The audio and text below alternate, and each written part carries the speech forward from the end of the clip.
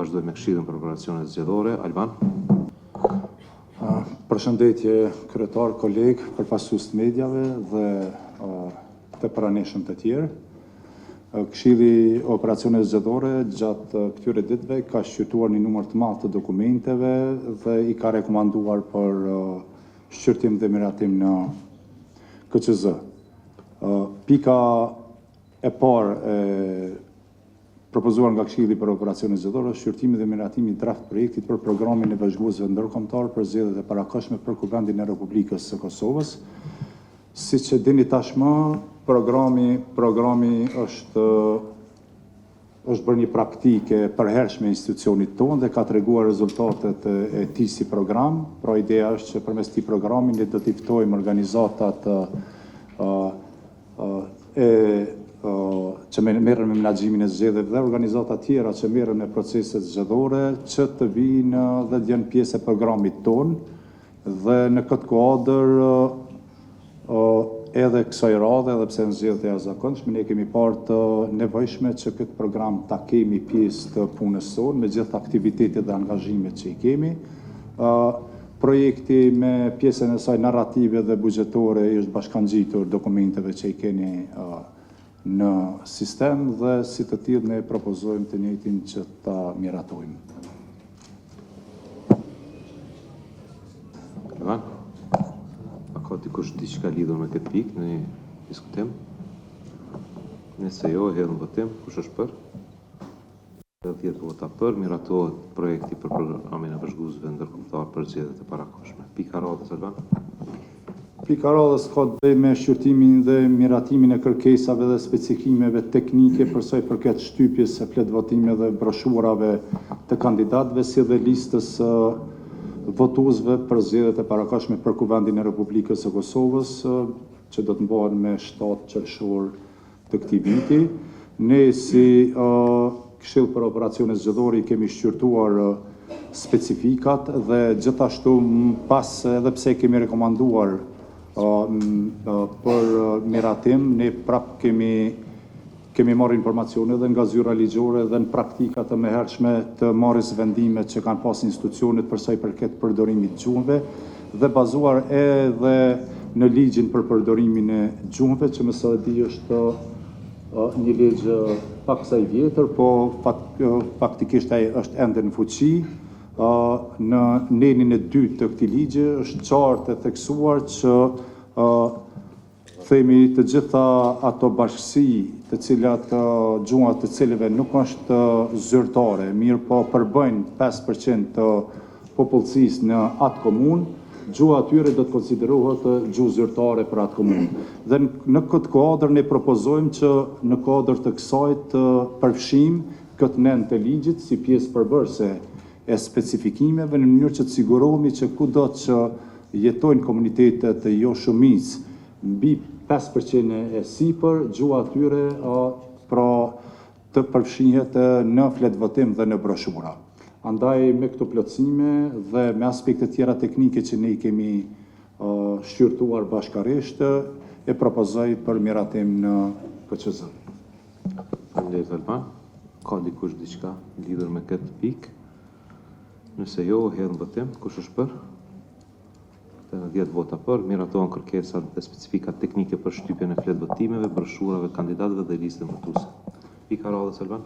Shqyrtimi dhe miratimi i kërkesave dhe specifikimeve për shërbimet postare për votim jashtë Kosovës për këto zgjedhje, edhe këtë pikë kemi shqyrtuar bashkë me kolegët tonë të gjitha specifikimet për shërbimet postare dhe kemi konsideruar që e njëjta i përmban të gjitha aspektet ligjore, administrative dhe teknike të kërkuara edhe përmes ligjit, po edhe përmes rregulloreve tona zgjedhore dhe të njëjtën e propozojmë, e rekomandojmë për votim nga anëtarët e Komisionit Qendror të Zgjedhjeve.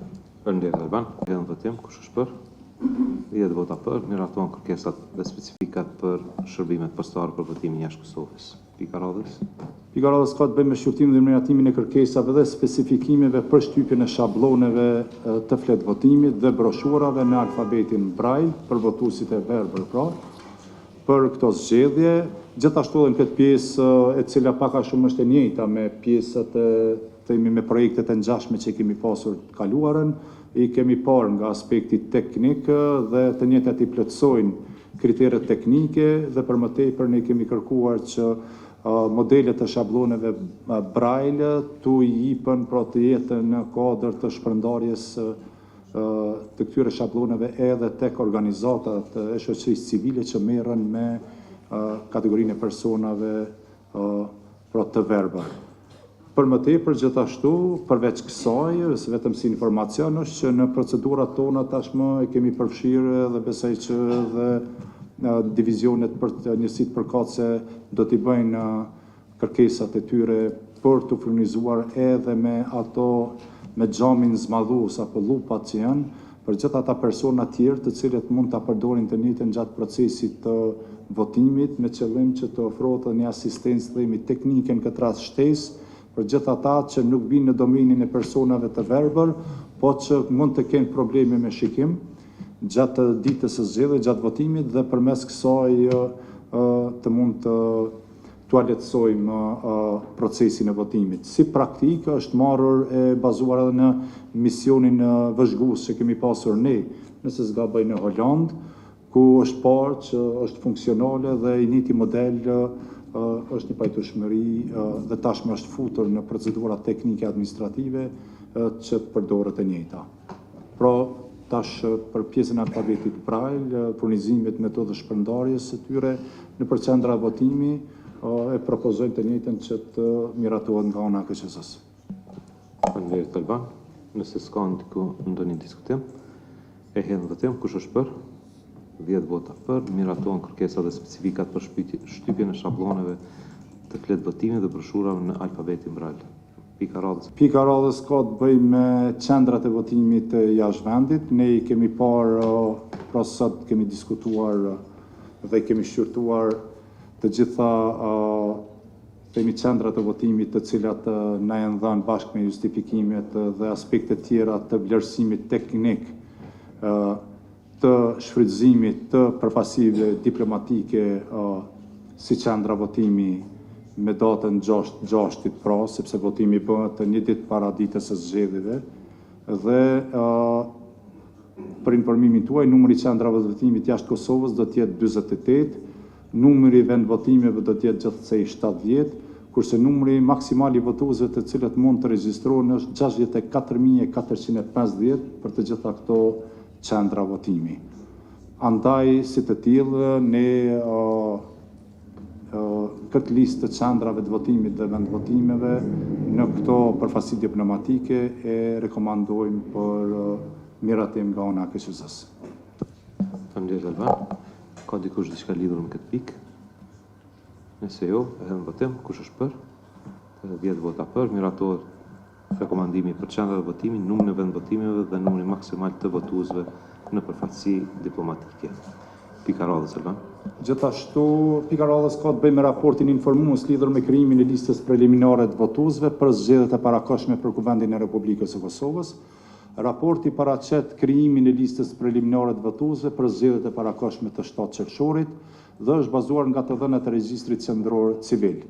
Pas përpunimit të dhënave largimit personave si të vdekur, pas verifikimit të sekretariatit edhe me institucionet tjera, lista preliminare përmban një numër prej 2.092.202 votuesve, që krahasuar me zgjedhjet e fundit që janë mbajtur me 28 dhjetor, është rritur për 15.912.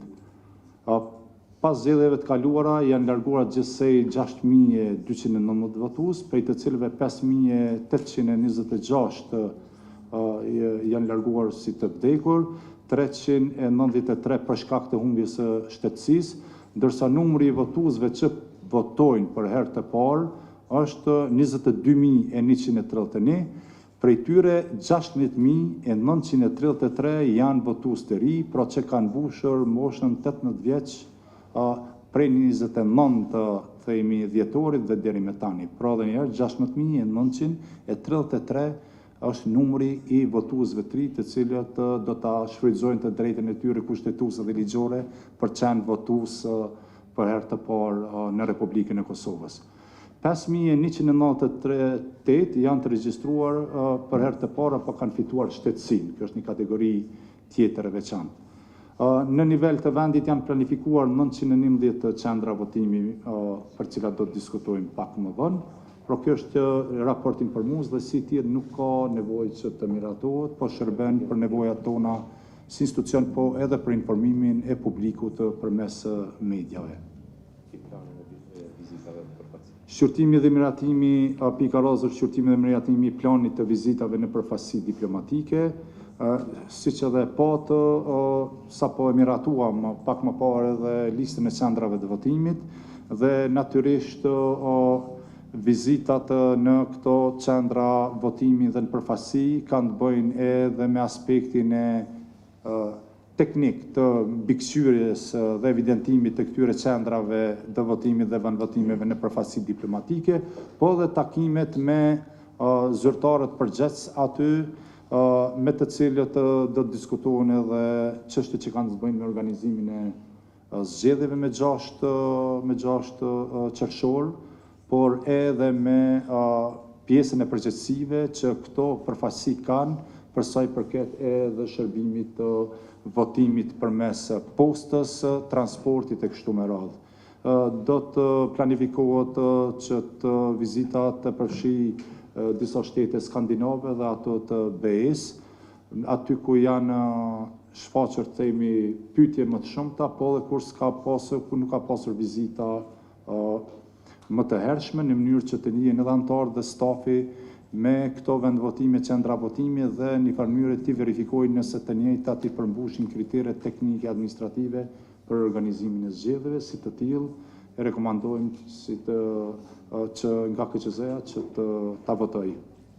Planifikohet që gjatë kësaj javë dhe javës së ardhshme, pra në një qark kohor prej 7 deri 8 ditësh, të përmbyllet në tërësi ky cikël i vizitave, të cilët do të kenë një kozëqate natyrisht më të shkurtë se sa ky afat i tërësishëm kohor, periudhë kohore brenda së cilës është parapar nga sekretariati se e nevojshme që të bëhen, të realizohen si vizita.